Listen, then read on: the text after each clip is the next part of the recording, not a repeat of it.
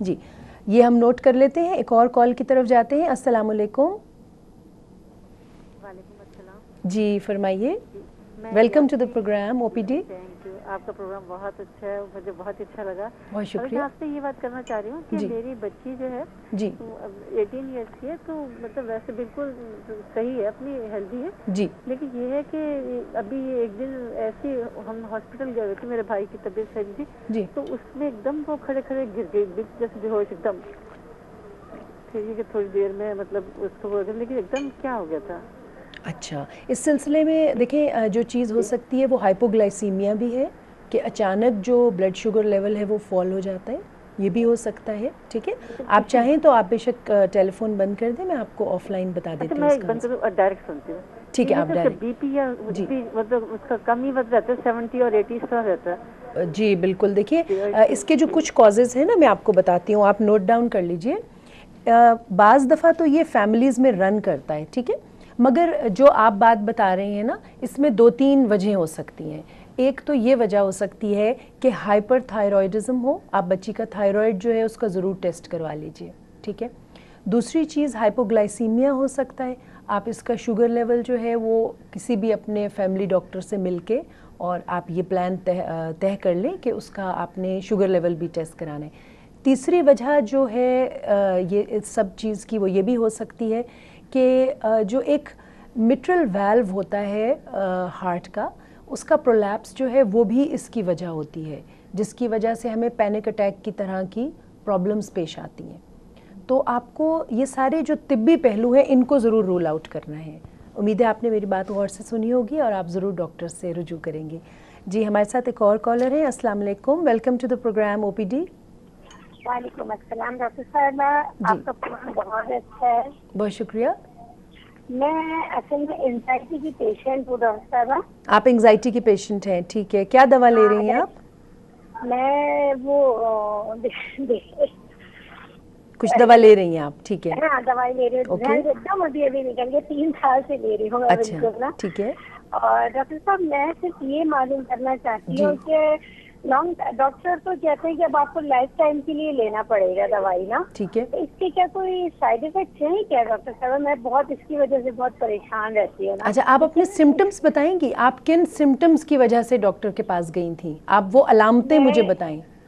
असल में चूंकि मेरी बिल्डिंग में एक दफा आग लग गई थी ना जी, उसकी पैनिक अटैक, डॉक्टर ने मुझे बताया था कि आपको पैनिक अटैक हुआ था।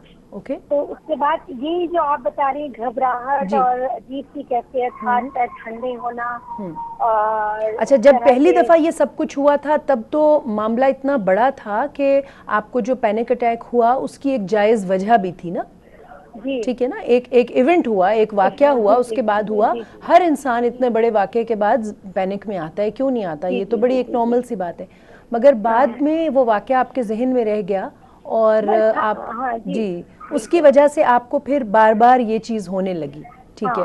इतनी ज़्यादा कि शुरू अमूमन ये 10-15 मिनट तक चलते हैं। क्या आपके भी पैनिक अटैक 10-15 मिनट तक चलते हैं?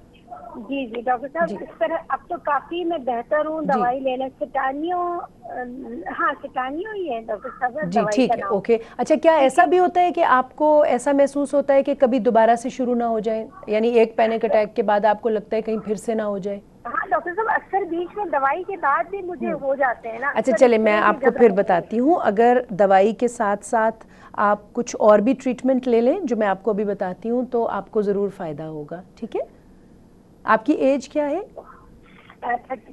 38, ठीक है, ओके। आप फ़ोन रख सकती हैं, मैं आपको अभी बता देती हूँ ये बात, ठीक है जी। अच्छा जी, ठीक है, ऑलराइट। मैं इनकी बात जो है वो मुझे याद है कि इनको क्या बताना है। मैं एक और कॉलर से बात कर लेती हूँ। अस्सलाम वालेकुम, welcome to the program OPD. जी वालेकुम अस्सलाम जी। जी मेरा क्वेश्चन एंजाइटी डिसऑर्डर से थोड़ा लिंक्ड अप है। जरूर। मैं almost 6 years back I underwent a severe tragedy. I lost my father. Okay. उसके बाद से मेरे में अजीब सी नेगेटिविटी हर चीज से रिलेटेड आने शुरू हो गई। अब it's the 7th year going. आप प्लीज अपना नाम बता देंगी ताकि बाद में मैं रेफरेंस दे दूं? जी जी, मिसेस ज़िया। मिसेस ज़िया, ठीक है। अच्छा मिसेस ज़िया, ये बताइए कि आपकी इस वक्त कुछ रूटीन है घर में या आप लेट उठती हैं और फिर हर काम नहीं जी, लेट होता है? मैं I am a very early riser, I am a Okay. Working woman, और Alright. मैं बेतहाशा बिजी रखती भी हूँ, डिलिबरेटली भी, और मेरी रूटीन भी बहुत हेक्टिक होती है। ठीक है, सही है। लेकिन जब मेरे ऊपर ये बाउट्स ऑफ नेगेटिविटी आते हैं, वो इतने सिवियर होते हैं कि मुझे लगता है bordering on depression. Main thought क्या होती है जी, मेन थॉट क्या होती है उस डिप्रेशन में? मेन थॉट क्या आ रही होती है, सोच क्या आ रही होती है?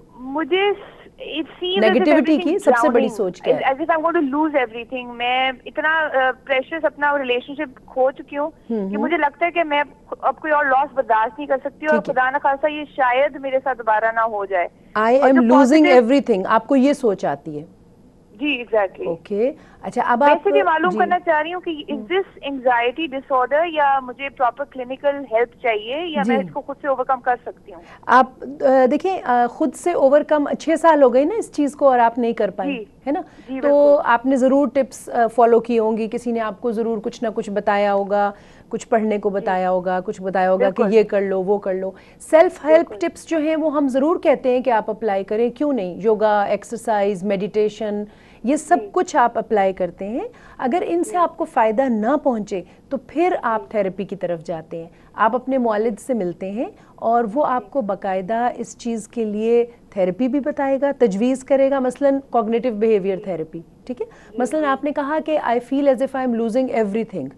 अच्छा, नाउ देखिए, ये बिल्कुल बहुत बड़ा वाक़या है फादर का लॉस 6 साल पहले, मगर आप सिर्फ मेरे एक सवाल का जवाब दीजिएगा कि क्या दुनिया में ये एक सिलसिला इसी तरह नहीं चलता? क्या बनी नौ इंसान में बहुत से लोग अपने फादर्स को लूज नहीं करते? क्या ऐसा लोगों ने किया होगा और फिर क्या वो अडेप्ट हो जाते हैं? नहीं, मेरा आपसे ये सवाल है कि क्या वो उस चीज़ से अडेप्ट हो जाते हैं सूनर और later? I think yes, it takes time. हो जाता है, ठीक है, इट टेक्स टाइम, मगर हो जाते हैं, ठीक है ना? तो फिर आप अपने आप से ये पूछती हैं कि मैं क्यों नहीं हो पा रही? शायद जी, yes. ठीक है, तो अब इसमें कोई एक ऐसी चीज़ है जो और भी आपने अपने फादर के साथ एट्रीब्यूट की हुई थी ना? मसलन हो सकता है कि आप उनको अपने दिल की हर बात बताती हो सकता है आप उनसे मसाइल का हल पूछती हो, एवरीडे मसाइल का, और वो आपको देते रहते हो। तो फादर के साथ साथ आपने एक वो चीज़ भी खो दी ना जो आपकी थी, ठीक है ना? एक बॉन्डिंग थी और दूसरा एक प्रॉब्लम सॉल्वर आपके पास मौजूद था। बिल्कुल बिल्कुल। तो मतलब कोई और चीज़ भी साथ स्ट्रांगली अटैच थी, और हो सकता है एनवायरनमेंट में अब कोई ऐसी हेल्प आपके पास ना हो कि जिससे आप इमीडिएटली हेल्प है। I have a very very supportive husband. लेकिन मुझे लॉस का जो फियर है ना, वो इतना स्ट्रांग है कि मैं अपने हैप्पी मोमेंट्स को भी चेरिश नहीं कर पाती। I keep on, I live in the past, या I dwell in the future, I don't live in my present, and that's what's killing me. ठीक है, ठीक है। अगर आप बहुत ज़्यादा फ्यूचर में रहें तो हम उसको कहते हैं कि ये एंग्जाइटी का प्रॉब्लम है। अगर आप बहुत ज़्यादा अपने पास्ट में रहें तो हम कहते हैं ये डिप्रेशन का प्रॉब्लम है। समटाइम्स बोथ दीज थिंग्स को एग्जिस्ट, यानी एंग्जाइटी और डिप्रेशन एक ही वक्त में मौजूद होता है तो और कॉम्प्लिकेट हो जाता है। तो you do need clinical help and it won't take long. आज जितना आप इंटेलिजेंट हैं और जितनी अच्छी आपकी रूटीन है और कंजीनियल एनवायरनमेंट है, हस्बैंड अंडरस्टैंडिंग है, तो you will benefit from the therapy very soon. ठीक है, थैंक यू। तो आप ज़रूर लीजिएगा। ओके, खुदा हाफिज़। अच्छा, इनकी कॉल के साथ ही हम एक छोटी सी ब्रेक की तरफ जाते हैं और उसके बाद हम अपने बाकी कॉलर्स के जवाब देने की कोशिश करेंगे। एक ब्रेक की तरफ चलते हैं।